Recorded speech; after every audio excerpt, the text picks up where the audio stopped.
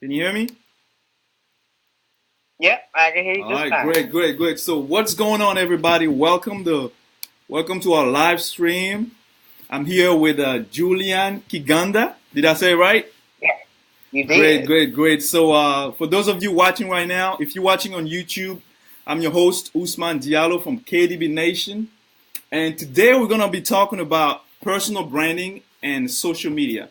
So if you are in any type of sales profession, or you are a startup entrepreneur, you're a motivational speaker, or you're a real estate broker or real estate agent, whatever the case may be, and you're trying to brand yourself on social media, you want to have, you want to sales, you want to increase your sales, you want to have more clients, increase your revenue, but you don't know how to use social media. I have Julian today. She's going to be sharing her expertise and a little bit about her. Before I get into that, first of all, I want to start with some statistic.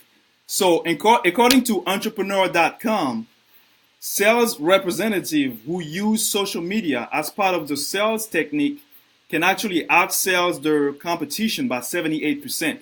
So as you can see, social media is a very powerful Mm.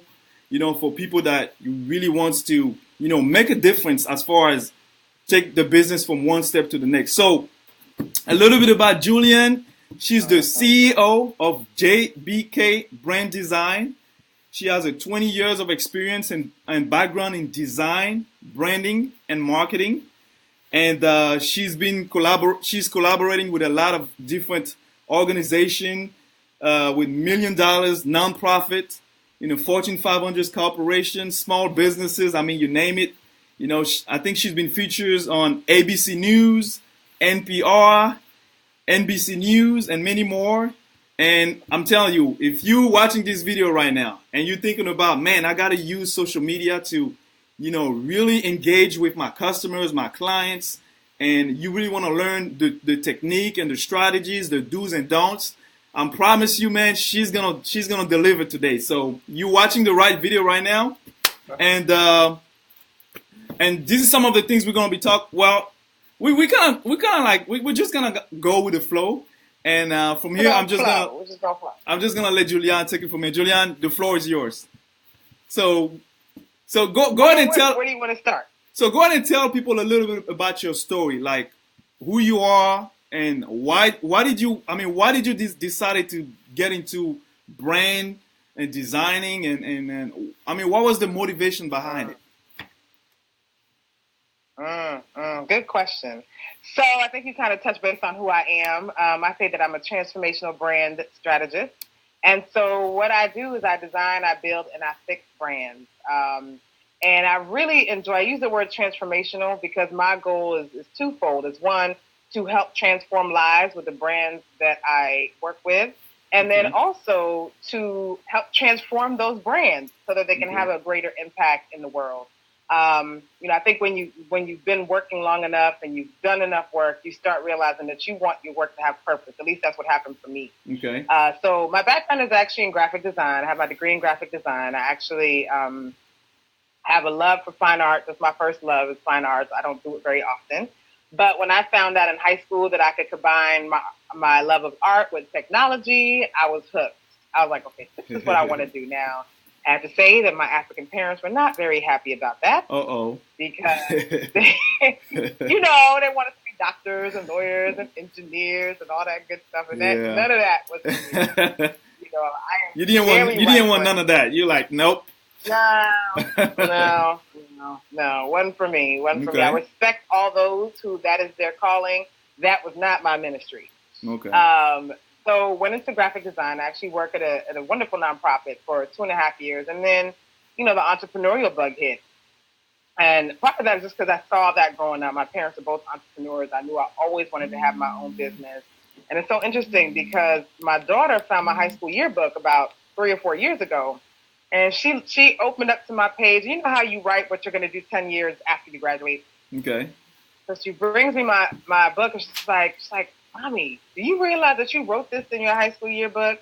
And it said in there, in 10 years, I want to have my own graphic design company. Oh, man. I had totally forgotten. You forgot about it? So you just left it somewhere and just...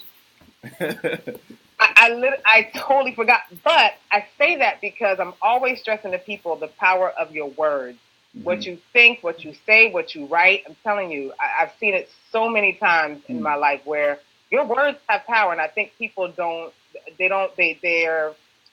they discount how important that is. So in any case, started my own graphic design firm and have been blessed to work with so many different clients. I mean, everyone from Steve Harvey to the National Urban League to the Nature Conservancy. I mean, just the gamut, which for me I love because I like working on different types of projects.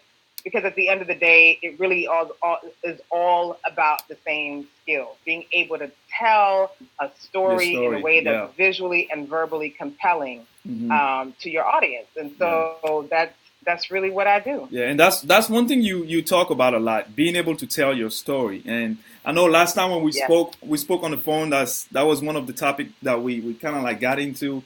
Because a lot of times when it comes to selling yourself or your product or your services, people don't relate to the product and services. You can have the best product, the best services, but people wants to know who you are. They want to understand your story because people buy from who they know, they trust, and they like. And I like the fact that you really, your specialty basically is helping people tell their story.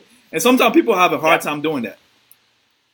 Yep, absolutely. They do. And I think that's normal. I think people get frustrated when it's like you can help everybody else, but you can't help yourself. I hear that a lot from people. But that's kind of the point. Like, if you could do everything by yourself, you wouldn't need anybody else. And so part of why it's hard sometimes to tell your own story is because you're too close to it. And there's things that you're not going to see that someone like me, I can pull out of you and really make that, shine in your brand story. So, over the past 4 years, including publishing my own book, I've helped other authors publish theirs. So over the past 4 years, I've helped write, publish, promote 10 books, working on 3 book projects right now. And I think a book is just one form of storytelling, but I think it's such an important part of storytelling because I have seen the impact of the book that I co-authored with my sister had when we published it in 2010. Gosh, for 4 years already. So the title is Whose Shoes Are You Wearing? 12 Steps to Uncovering the Woman You Really Want to Be. And I tell you, just today, I went on my Twitter feed and there's a good friend of ours who we just got her the book last week as a gift. And I think she's tweeted like half the book so far on Twitter because it's just had that much of an impact. But for me, once I saw the power of a book and the written word, I said, okay, I need to help more people tell their stories. So just last week, I launched the Write Your Book Challenge, which has been incredible. And that's really just helping people tell their stories, come up with a process to tell their stories, because whether it's a book or whether it's your brand, the process is almost identical. Okay. Why are so many people just, I guess, intimidating about writing books? What's up with that? What? Well, I found, it's several things. And I even ran into this a little bit when I was writing the book with my sister. So I think the first thing is, you're asking yourself, was anybody going to be interested in my story? I mean, is it that? Yeah. Do I have any value in does my story have any value to offer? Is that an interesting story? And sometimes we want to have like a sad story because the sad story sometimes sells the most, right? Exactly. Exactly. And that's the thing. So we kind of get caught up in our own story and we're not even sure that somebody else is going to want to hear it. So I think that's one. But I tell people all the time that every single one of us has a story to tell that can help somebody else. And I feel like it is our responsibility to tell that story, whether it's in the form of a book, whether it's in the form of a video, whether it's in the form of, look, I just want to journal this, write it down so, my kids can benefit from it or, my grandkids, whatever that is. Okay. I read a statistic a couple weeks ago that said 81% of Americans feel they have a book in them, but they just haven't gotten around to writing it or they don't know where to start. So when I read that, I said, so there's definitely a desire for people to tell their stories. But again, so the first thing is, do I have a story that's interesting enough? I think the second thing that people run into when it comes to telling their story is, okay, but am I going to offend somebody if I talk about this situation or that situation? So another fear people have is telling their truth. Yeah. And that's definitely something my sister and I ran into when we're writing our book, because our book is a personal development book. We wrote it to help other women figure out how to heal and how to transform their lives and just, learn to say no so they can say yes to themselves, how to do it afraid, like all of those things. But part of what we had to do to be able to do that, we had to tell our story. Yeah. And so our story has other characters in it besides just us. We have our parents, our family members, other members of our community, friends or former friends that we talk about. Most names have been changed. Yeah. But, I know you mentioned something about that last time. That was funny. Maybe we continue that conversation later. But yeah. But so being able to tell your truth is another challenge. But let's talk for the audience watching this video right now. Let's talk about personal brand. Like, a lot of people want to use social media. They want to develop the brand. And why is it so, in your opinion, why is it so important in today's day and age to have a personal brand? If you have a business or you're an entrepreneur, why do you need to have a personal brand? Good question. So I think one of the most important reasons now in this day and age is because the workplace is changing, the workforce is changing, work itself is changing. I read a statistic on LinkedIn, which is now my favorite social media platform, that 94% of the jobs that were created, I'm just talking about the U.S. right now, 94% of the jobs that were created in the U.S. over the past, I think they said 10 years, have been contract jobs, temp jobs. Okay. So there are not a lot of permanent jobs that are being created now. And you have a lot of, if you're following the news, you're seeing a lot of companies laying off workers. So like Amazon, and I feel like every day I'm reading about these major corporations laying off workers, closing stores. So if you don't have a way to make your own money and to become an entrepreneur in your own right, you're in big trouble. And because now there's so many people who That's a good point. I would say, flooding the market, so to speak. So many people who are out there building businesses, building their brands, coaching, speaking, whatever it is that they do. You have to find a way where you're standing out from the crowd. And I see a lot of people trying to do the same thing that somebody else is doing because it seems to work for them. But the problem with that is that's not you. That's not your story. And that doesn't make you unique. And that's one of the things that I said that doesn't make you unique if you're just doing what everybody else is doing. Yeah. Not at all. Not at all. Because branding, as I like to say, a simple way to look at branding is your reputation. And so your reputation is made up of so many things. I think so many people have in their minds, my brand is my logo, or my brand is my website, or my brand is my T-shirt. No, it's not. All of those things work together to make up your brand, but literally your brand is your reputation and everything that makes up that reputation. Because ultimately, when you think of somebody's reputation, you're going to think of 3 adjectives, give or take, that you would use to describe that person, that company, that brand. And so all the things that you put out there, your logo, the way you interact with people on social media, your storefront, if you have a storefront, your products and how they're presented, your messaging, all of those things, and there's so many components to it, but all those things make up your brand. And so that's one of the things that I'm really passionate about teaching people, that your brand's not just your logo. Yeah. You have to be able to tell your story, like you said. Okay. Absolutely. So, from you have 20 years of experience in branding and marketing and things like that. So, from your point of view, what are some things that you see, like some do's and don'ts that you would say some people do on social media, and you look at some profile or some way to, and you're like, man, I wish I could just sit down with them and tell them, hey, you're not supposed to do this. This is how you fix it. What are some do's and don'ts for some from the audience watching, for some of the people watching right now? What would you recommend to do and not to do? So, how much time do you have? It's that much. But, okay, so let me start with the don't. I think the first don't, which I already mentioned, is don't try to be someone that you're not. So it's okay to get inspiration from other people. So, for instance, let's take Michael Jackson, greatest entertainer of all time. I don't care what anybody says.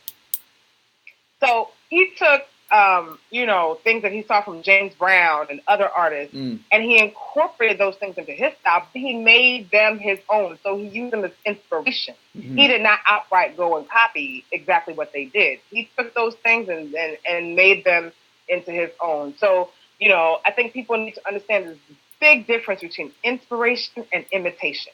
And you want to be clear about, you know, which one it is, because imitation is not going to set you apart from everybody else who's doing what you may be doing. So I think that's number one. I think number two, I see a lot of inconsistency. If you go on your Twitter page or your LinkedIn page or your Facebook page or Instagram, whatever platform you're on online, your website, everything that you have out there should look like it came from the same place. But I see a lot of people who, when I go on their LinkedIn and their Facebook pages, it looks like two complete, I'm talking about their business pages, but it looks like two completely different companies, two completely different brands. I'm like, well, you know, and it confuses people. So if you're not consistent in your messaging, your visuals, and how you interact with people on your brand platform, all your platforms in terms of building your brand, people aren't quite sure where to place you in, you know, the grand scheme of things. And so those people who are consistent, no matter what platform they're on, I think Target is a great example of that. Target is so consistent that they don't even need to put their name anymore with their logo. You see that Target bullseye, you know it's Target without even having to see the name. Yeah, you can recognize the sign and for so miles. That's exactly. And I would say, I think the third thing in terms of building your brand, especially now because we're in such a social media intensive world, is not engaging with people. So you have people who will post stuff, but then they don't actually engage with their audience. And people want to get to, you know, we were talking earlier, they want to get know you, like you, and trust you before they even consider doing business with you. Okay. You know, so I think that's another mistake people make, is not engaging. For the brands that are really engaged with their customers, they do really, really well. Do you think that most people need to be on all different type of social media platform, or do you need to just have one or two that you really spend a lot of time working on and you master those platforms? Because sometimes it's confusing. There's so many platforms. Some people say, oh, I want to reach the millennials, so I need to use Snapchat. Oh, I want to be more with this type of generation, so I need to be on Facebook. So how do you determine which way to go? Good question. Good question. So it really depends. It depends on what kind of business you have. It depends on who your audience is. It depends on what your goals are.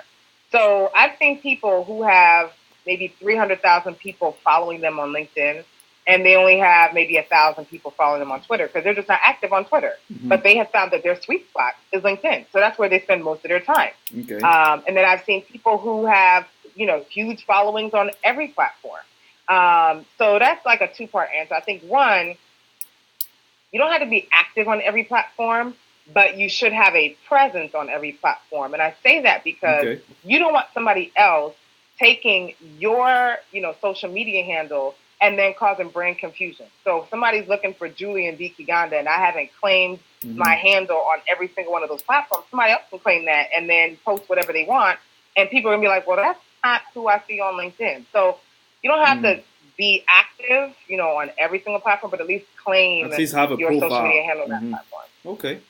All right. Exactly. And then the second part of that is you have to figure out where is your target audience. If you're selling a product or service, so I have people who are very active on Facebook that rarely engage on LinkedIn because their audience, if it's a product especially, is on Facebook. So they're very active on Facebook. And so it really depends on who your audience is, what you're selling, and what your goals are to determine what platform is going to work best for you. Okay.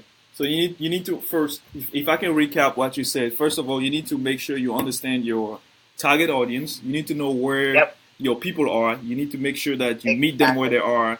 And you also need to make sure that you have a profile, even though it's not active. You still have a profile like LinkedIn, Facebook, Snapchat, Instagram. You almost everywhere, even though you're not using them all at the same time. At least you have something there. That makes sense. Yeah, that makes sense. I need to open more profiles, I guess, because I use different social media platform, but like Twitter, because I was told that Twitter is more for like, you know, people that have a lot of followers on maybe Facebook or Instagram, but So what would you would say that even for somebody who doesn't have a lot of following on these platforms, you should still have a profile on those platforms. You should claim the profile. Claim the profile because you don't want somebody else taking your name, whether it's your business or your personal name, and then they use it for whatever they want, and you have no control over that. You can't control that messaging. So you may not have a use for it now, but you may realize in the future, oh, I might have to, use this in the future because your goals for your business may shift. Or, there are people who hire other people to manage their social media. So that's another option. Okay. And then now there's so many tools where you can post on one platform and it posts on all your other platforms. So you post once and it posts on all your other platforms. So there's ways to still be active without feeling like you have to go in every post individually. Okay. You want to claim it because you want to control messaging, you want to control your brand. Okay. All right. So for those of you watching right now, I mean, this is some golden nuggets right there. Make sure you have a profile on every single platform. So my next question, Julian, is, I mean, I've watched a short clip of your interview on, I believe it was Straight Talk Africa, when you talk about the needs of mentorship for women. Are you still there? Are we lost him? Hello? Let's see. Can you hear me? Oh, she got lost. She got disconnected.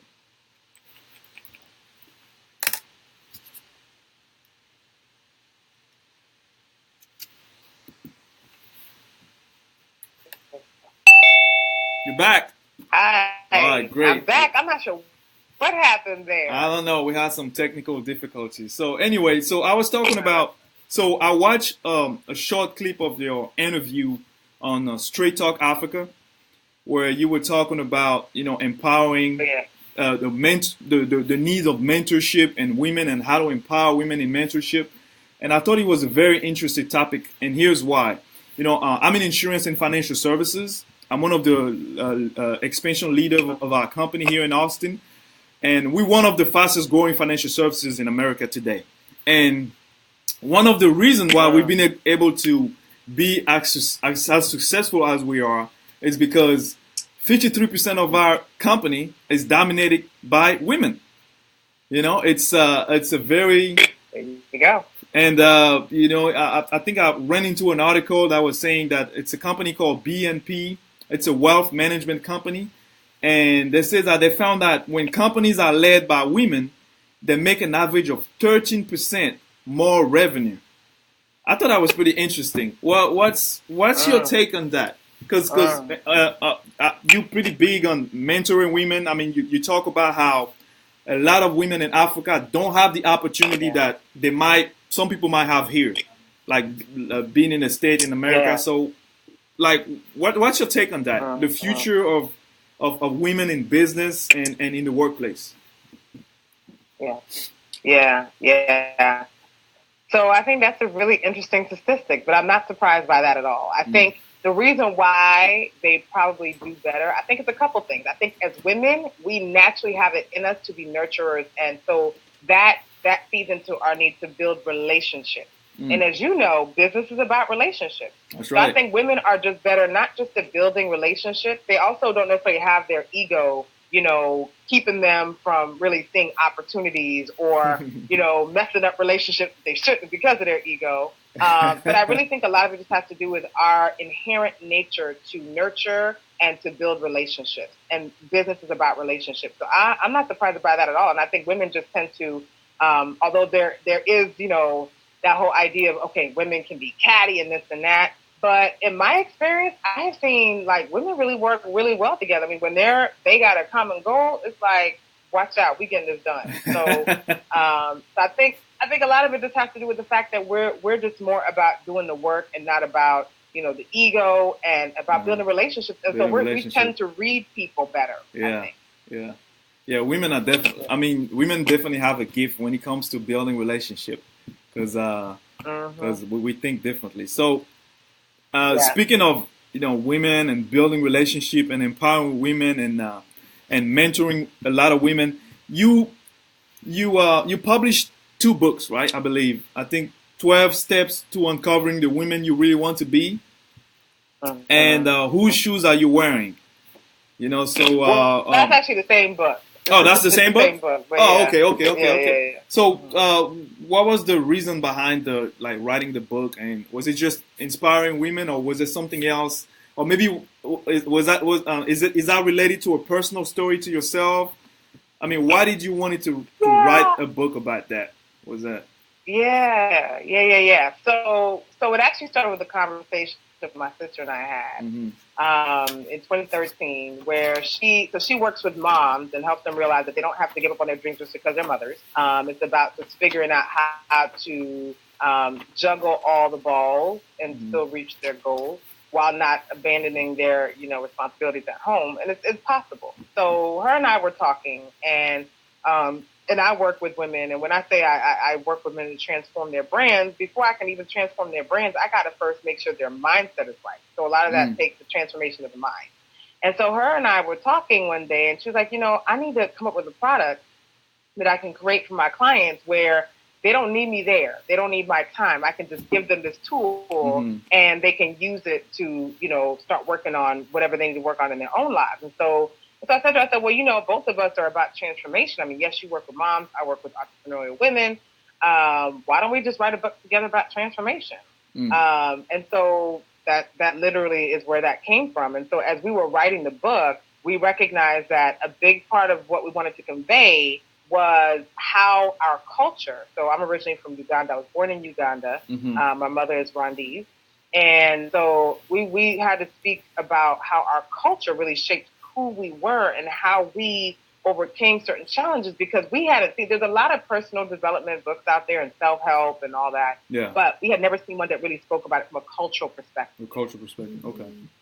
Yeah. And so the interesting thing is, though, even though we wrote it from an African perspective, we found that so many, women from all different backgrounds and men related to what we spoke about, because at the end of the day, we're all human, and it was really about connecting on that level of our humanity. So, to this day, like I said, we have one woman who's just been tweeting like half the book, I think, but it's just made such an impact, which is amazing, and that's part of why we wanted to write the book, to be able to, I think.